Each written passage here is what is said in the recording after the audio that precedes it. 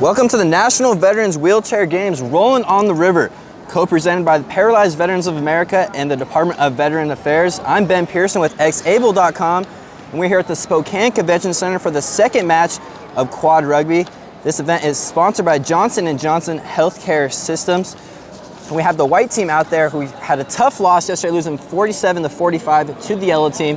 They were led by Scott Severn, who had an impressive 43 of their 45 goals yesterday.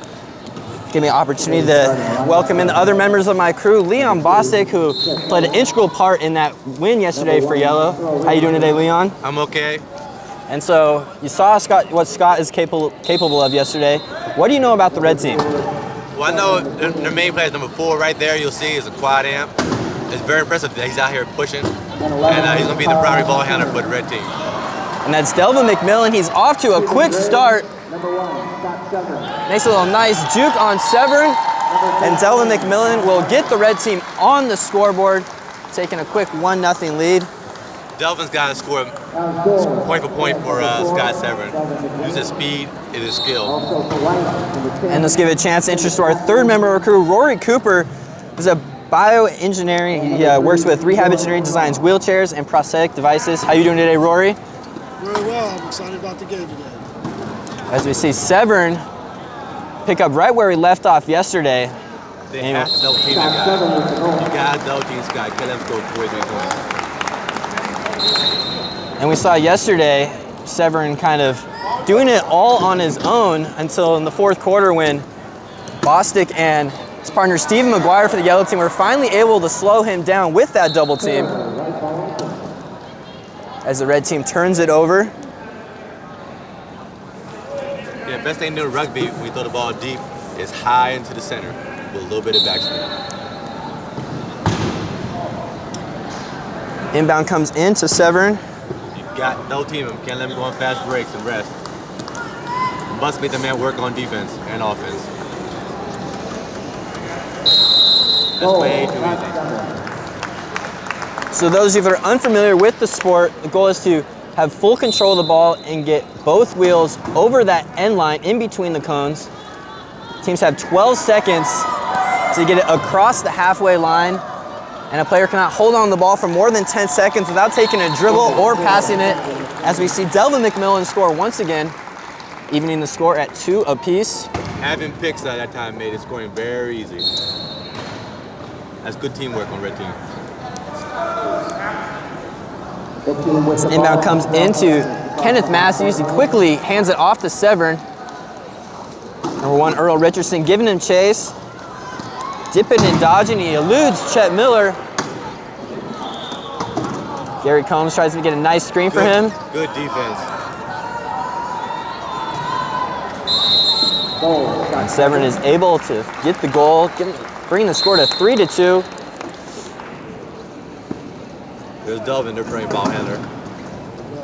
Okay. And Delvin is getting loose on the sideline. Good screen, good picks, good team ball. It makes it easy.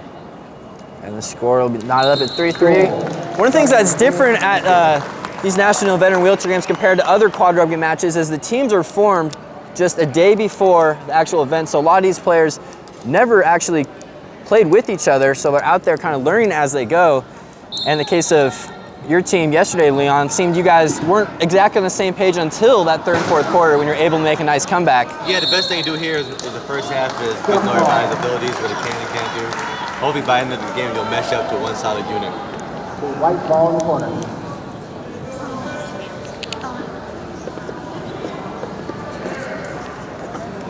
As White will inbound it. The key here is make Scott pass. Must make him pass. Like that. Now you. Good. Gets it up to Kenneth Matthews. He's looking for Scott. He finds him.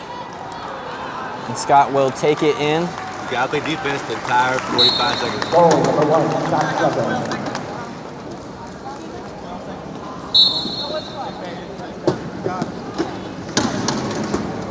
Red inbounds into number 2, Chet Miller. He's looking for McMillan. No, slow down. If you want to pick, give him a pick. There you go. Nice move. McMillan will score, brings it tied 4-4. And for those who are unfamiliar with the game, each player has a classification system. We got a turnover there. Based on their disabilities, ranking from 0.5 up to 3.5, and combined with the 4 players on the floor cannot. Again, a nice screen. Cannot add up to more than 8. Let's just see Red score again there. Red's really developed a nice offensive strategy working together. We just need to work on that defensive strategy to shut down Scott Sarver. Trap on baseline. Got to trap him right there. Make him pass. Make him pass. And he's going to have to pass. He Or takes his timeout. dribble. Or timeout. And he sends it up. Sometimes it's better not to catch the ball because a lot of things go wrong. So we see Delvin doing there where he's just blocking the other guy from getting the ball. So Red will inbound it. Todd Kemry to inbound. He'll get it into Delvin McMillan. As Severn tries to trap him, unable to bottle him up. Devin takes a dribble and he will take it all the way. You see, size doesn't always matter. Sometimes if you're very maneuverable and quick.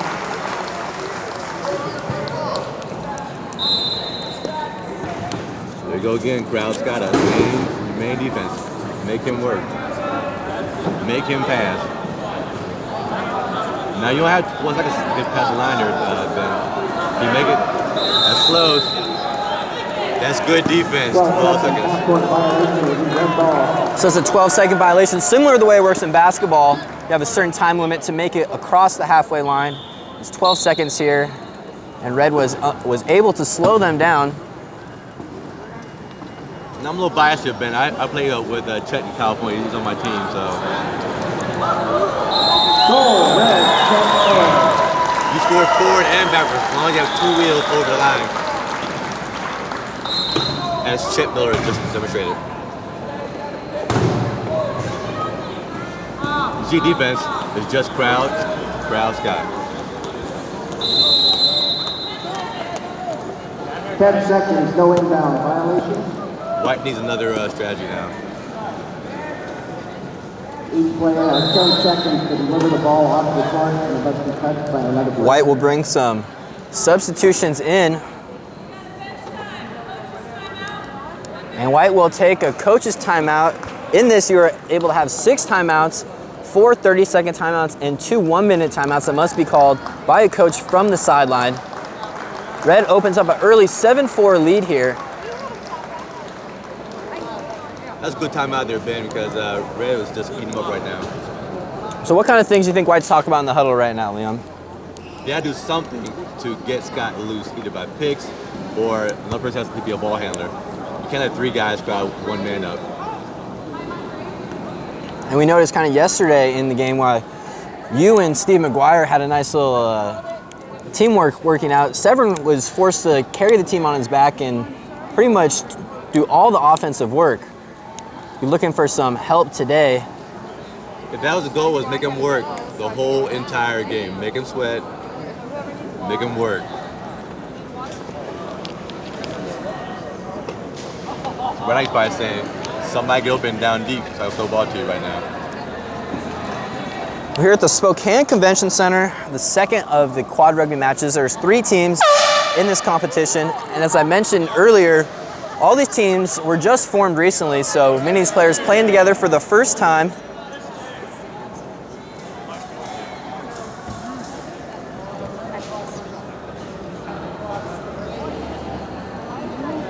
As we are set to get back to action in the first quarter of this quad rugby match.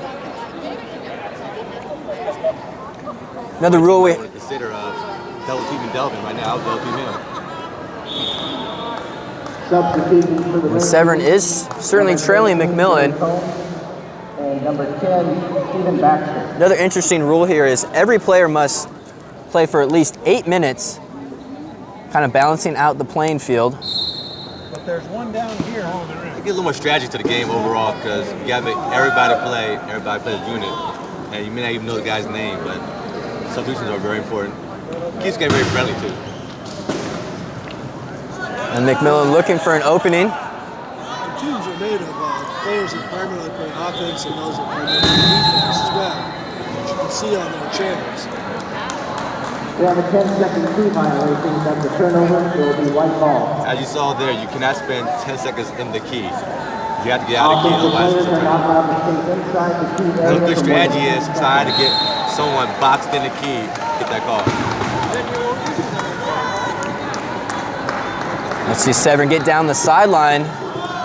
And McMillan able to keep up with them. Yesterday we could see no one able to keep up with Severn's speed. McMillan has the speed. Severn puts a nice move on him there. That's good play. I like that, Ben. The hustle there, you gotta make that man work. You can't let him just go down and score freely. Now, White's changing up strategy now because they get beat pretty badly one-on-one. Now they're trying to do a zone where at least 3 men are in the key. Severn gets a hit on McMillan, but he's able to keep his balance and make it into the goal, bringing the score to 8-5. A little bit of trunk is good there. Gotta make him work. And it's gonna have to be McMillan. He's the only one that can compete with Severn's speed. Gotta make him pass. And he's facing the wrong way. Nice little screen set there by Bob Larkin. So I think the only other rule we haven't addressed yet is the defensive rule where you can only have 3 players inside the key. Must be keeping at least 1 player out at all times.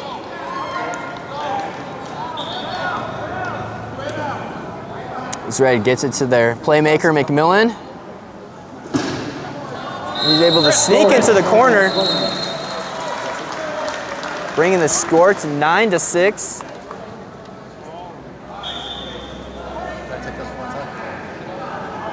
At any time, if a player feels unsafe, he can call an equipment timeout. During that equipment timeout, anything he needs to protect himself can be adjusted. White gets it in to Scott Severn. There we go again. You must stop that man. That's a good job. Nice. Good defense. Good defense. Make that man turn. As a big man myself, I find it very harassing. People crowd me, maybe turn a lot because he's like momentum and energy started with a big man. McMillan with a nice defensive play. Severn is able to back into the goal, keeping this game close. It's now 9-7. Equipment right there. That means something wrong with your equipment. Say the reason why you'll be a strap or loose, your wheels loose. You gotta make sure your equipment's on. Now he's being brave, put another strap on. Now he's a brave man. He took a very big hit. He busted his waist strap, and now he's the one without one. So Delvin McMillan will get a little attention there.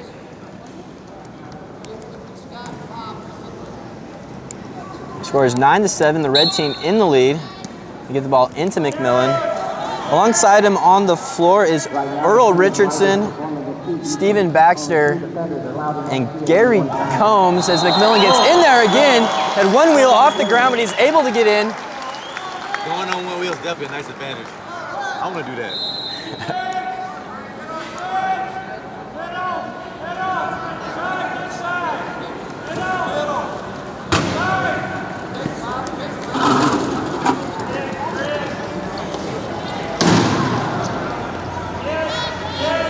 Good defense once again on red.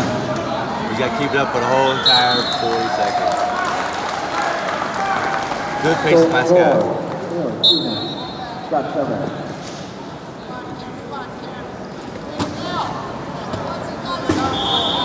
So far has been the Delvin McMillan and Scott Severn show. Score is 10-8, red with the lead.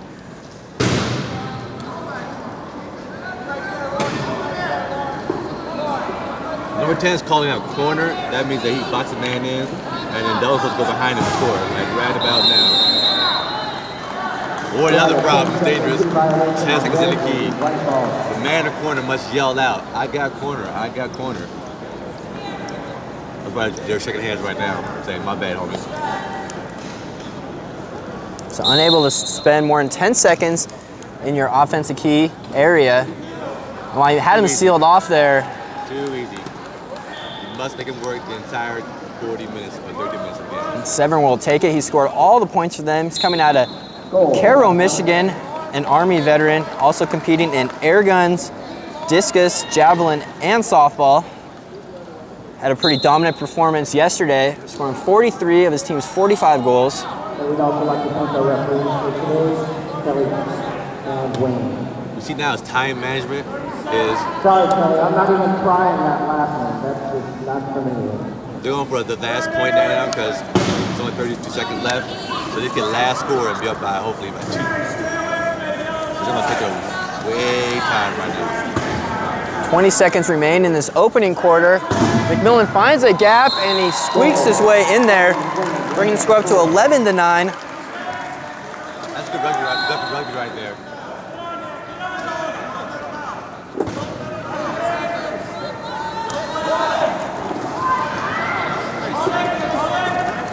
This is McMillan and Severn. There we go. That will bring an end to the quarter before he is able to score. So the end of the first quarter, the score is 11-9, the red team on top. Delvin McMillan has been leading the charge. We'll be right back with more second quarter action. You're watching xable.com.